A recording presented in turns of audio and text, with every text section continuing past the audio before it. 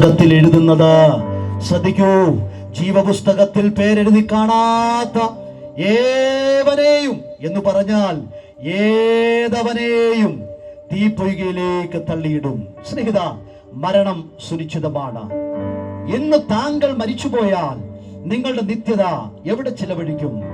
നിത്യമായ സ്വർഗത്തിലോ അതോ നിത്യമായ നരകത്തിലോ?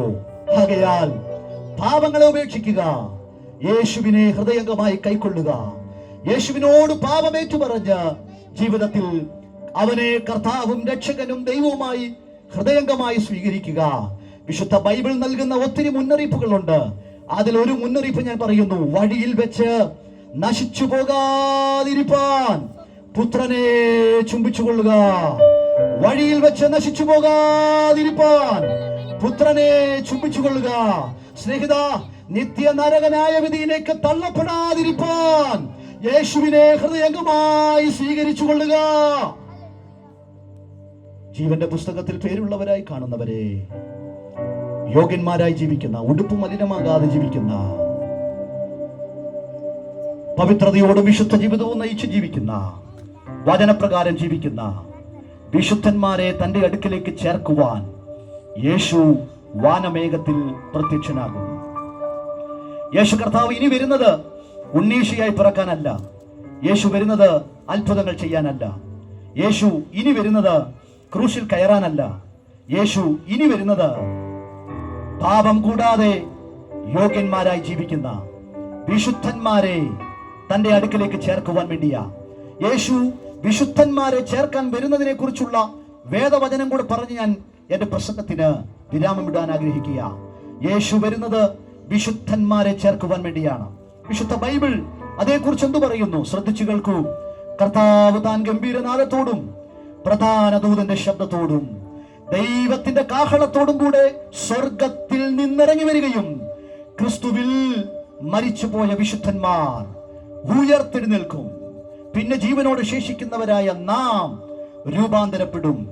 ഇങ്ങനെ ഇരു കൂട്ടരും കൂടെ ചേർന്ന് ആകാശമണ്ഡലത്തിലേക്ക് എടുക്കപ്പെടും. കർത്താവിനെ എതിരേൽപ്പാൻ അവർ എടുക്കപ്പെടും. ഈ വചനങ്ങളെ കൊണ്ട് അന്യോന്യം ആശ്വസിച്ചു കൊള്ളുവീനെന്ന ദൈവത്തിന്റെ വചനം നമ്മെ പഠിപ്പിക്കുന്നത്. ദൈവമക്കളെ, കഷ്ടകാലം മാറാനായിട്ട് പ്രാർത്ഥിക്കണ്ട. അതിനേക്കാൾ നല്ലത് ഈ വചനം ഉരുവിട്ട് ആശ്വാസം കണ്ടെത്തുന്നതല്ലേ നല്ലത്? ഹല്ലേലൂയ. പ്രതിസന്ധികൾ മാറാനായിട്ട് പ്രാർത്ഥിക്കുന്നതിനേക്കാൾ എത്രയോ നല്ലതാ കർത്താവ് താൻ ഗംഭീരനാദത്തോടും പ്രധാന ദൂതന്റെ ശബ്ദത്തോടും ദൈവത്തിന്റെ കാഹളത്തോടും കൂടെ സ്വർഗത്തിൽ നിന്ന് ഇറങ്ങി വരും. യേശു ഇപ്പോൾ സ്വർഗത്തിലിരിക്കുന്നു. സ്വർഗത്തിലിരിക്കുന്ന യേശു ഭൂമിയിൽ ജീവനോടിരിക്കുന്ന വിശുദ്ധന്മാരെ ചേർക്കാൻ, മരിച്ചു മണ്ണോട് ചേർന്ന വിശുദ്ധന്മാരെ ഉയർപ്പിക്കാൻ സ്വർഗത്തിൽ നിന്ന് അവൻ ഇറങ്ങി വരുന്നു. സ്നേഹിത, കാഹളം ധ്വനിക്കും. മരിച്ചവർ അക്ഷയരായി ഉയർത്തെഴുന്നേൽക്കും. ജീവനോടിരിക്കുന്നവർ രൂപാന്തരപ്പെടും. ഈ ദ്രവത്വമുള്ളത് അദ്രവത്വത്തെയും ഈ മർത്യമായത് അമർത്യതയും ധരിക്കും. ഈ ദ്രവത്വമുള്ളത് ആദ്രവത്വത്തെയും ഈ മർത്യമായത് അമർത്യതയും ധരിക്കുമ്പോൾ മരണം നീങ്ങി ജയം വന്നിരിക്കുന്നു. മരിച്ചു മണ്ണോട് ചേർന്ന വിശുദ്ധന്മാരെ പാതാളത്തിന്റെ ശക്തികൾക്ക് പിടിച്ചു നിൽക്കാൻ കഴിയത്തില്ല. പാതാളത്തിന്റെ കഠോരമായ വിഷമുള്ളിനെ തകർത്തുകൊണ്ട് മരിച്ചുപോയ സകല വിശുദ്ധന്മാരും യേശു മേഘത്തിൽ പ്രത്യക്ഷപ്പെടുമ്പോൾ കല്ലറകളെ വിട്ട് അവർ ഉയർത്തെഴുന്നേൽക്കും. അവരൊരു പാട്ട് പാടിക്കൊണ്ട ഉയർത്തെഴുന്നേൽക്കുന്നേ. ഹേ പാതാളമേ, നിന്റെ ജയം എവിടെ? എന്തുകൊണ്ട് അവർ പാടുന്നു? പാതാളത്തിന്റെ കഠോരമായ ശക്തികൾക്ക് മരിച്ചു മണ്ണോട് ചേർന്ന വിശുദ്ധന്മാരെ ഒതുക്കാൻ കഴിഞ്ഞില്ല. ജീവനോടിരിക്കുന്നവർ യേശുവിന്റെ മേഘ പ്രത്യക്ഷതയിൽ രൂപാന്തരപ്പെടും. അങ്ങനെ രൂപാന്തരപ്പെടുന്ന വിശുദ്ധന്മാരായ ദൈവമക്കളും ഒരു പാട്ടോടുകൂടിയാണ് എടുക്കപ്പെടുന്നത്. ഏത് പാട്ടാ? ഹേ മരണമേ, നിന്റെ വിഷമുള്ളെവിടെ? എന്തുകൊണ്ടാ രൂപാന്തരപ്പെട്ട വിശുദ്ധന്മാർ ഇങ്ങനെ പാടുന്നത്? മരണത്തിന്റെ കഠോരമായ വിഷമുള്ളിനെ തകർത്തുകൊണ്ടാണ് വിശുദ്ധന്മാർ രൂപാന്തരം പ്രാപിക്കുന്നത്. മരണത്തിന്റെ ദൂഷ്ടശക്തികൾക്ക് ജീവനോടിരിക്കുന്ന വിശുദ്ധന്മാരെ കർത്താവിന്റെ കാഹള ധ്വനിയെങ്കിൽ പിടിച്ചു നിർത്താൻ അസാധ്യമാണ്. അവർ ഇവിടെ നിന്ന് രൂപാന്തരപ്പെടും.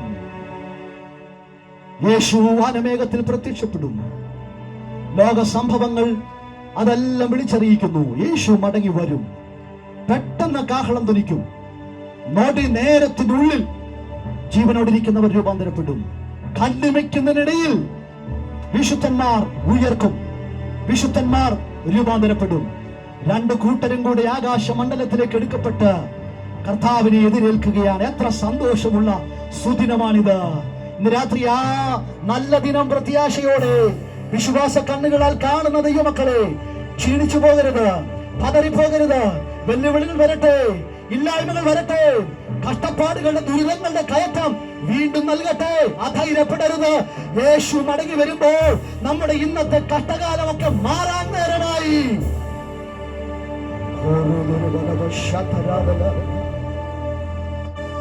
യേശുവിനെ ഉള്ളത്തിൽ കൈക്കൊണ്ട് ജീവിതത്തിൽ രക്ഷിക്കപ്പെട്ട് ജീവപുസ്തകത്തിൽ പേരുള്ളവരായി കാണപ്പെടുവാൻ ഞങ്ങൾ നിങ്ങളെ ആഹ്വാനം ചെയ്തുകൊണ്ട് വാക്കുകൾക്ക് വിരാമം ഇടുന്നു. ദൈവം നിങ്ങളെ അനുഗ്രഹിക്കുമാറാകട്ടെ.